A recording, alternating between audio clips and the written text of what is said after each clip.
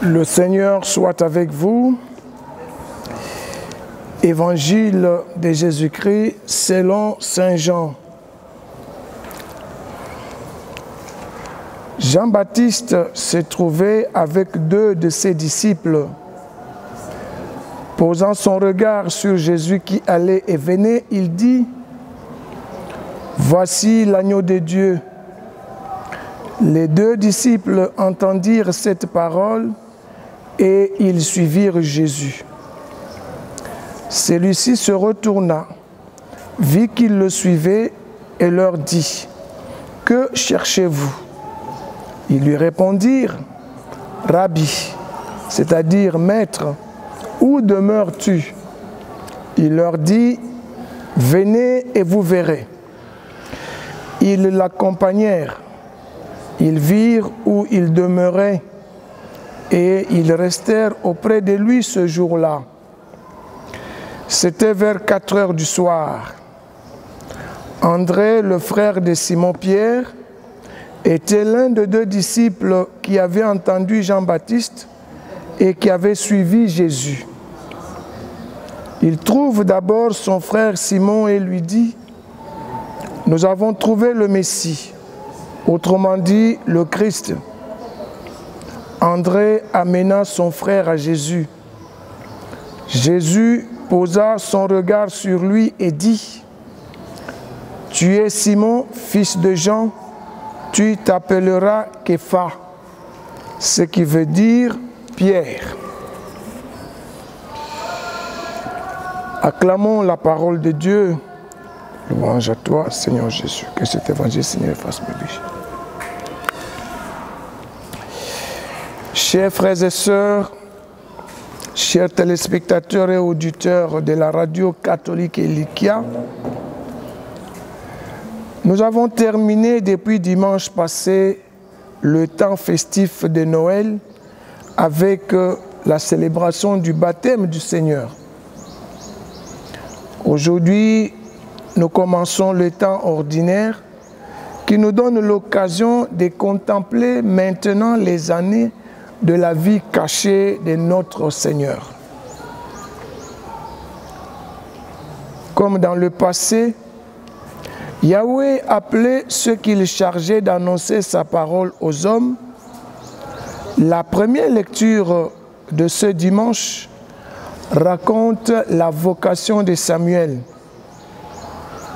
Comme Samuel, nous devons apprendre à reconnaître la voix de Dieu en nous laissant guider par des personnes sages et avisées. Cela est important parce qu'on peut croire à tout moment répondre à Dieu alors que la demande n'est qu'une demande humaine.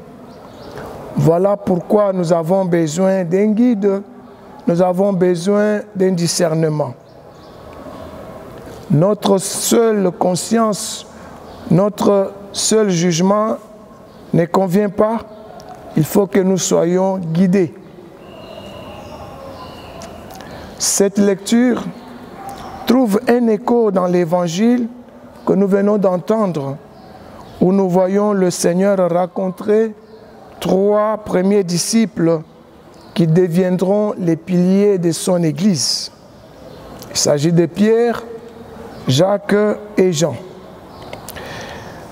Ces derniers ne lui demandent pas « Qui es-tu » mais ils posent à Jésus la question « Où demeures-tu » Et nous avons remarqué que eux aussi, comme dans la première lecture, ils sont guidés par Jean-Baptiste. Et quand ils voient Jésus, ils lui posent la question « Où demeures-tu » En réponse, Jésus leur dit « Venez et vous verrez. » Ils l'accompagnèrent. Ils virent où il demeurait et ils restèrent auprès de lui ce jour-là. Auprès de lui, c'est où? Jésus habite où? Demeure où? En ce moment, il avait déjà quitté Nazareth et il ne s'était pas encore installé à Capharnaüm où il a passé une grande partie de son ministère. Mais la vraie demeure du Messie n'est pas un quartier, n'est pas une maison humaine. C'est Jésus lui-même qui le dira plus tard. En réponse à quelqu'un qui voulait le suivre partout, il lui a dit, « Les renards ont des terriers et les oiseaux du ciel ont des nids. Le Fils de l'homme n'a pas où reposer la tête. » Matthieu chapitre 8, verset 20. À cette époque, comme de nos jours, suivre le Christ signifie lui donner son cœur, lui offrir sa vie dans le respect de la pureté dont saint Paul parle dans la deuxième lecture. Nous l'avons entendu, fuyez l'impureté. Ne le savez-vous pas? Votre corps est le temple de l'Esprit Saint qui est en vous et que vous avez reçu de Dieu. Vous ne vous appartenez plus, car le Seigneur vous a racheté à grand prix. 1 Corinthiens, chapitre 6, versets 17 à 20. Les premiers chrétiens auxquels saint Paul recommandait de glorifier Dieu dans leur corps vivaient dans un climat de corruption presque généralisé. Ils étaient eux-mêmes le produit parfois de cette corruption.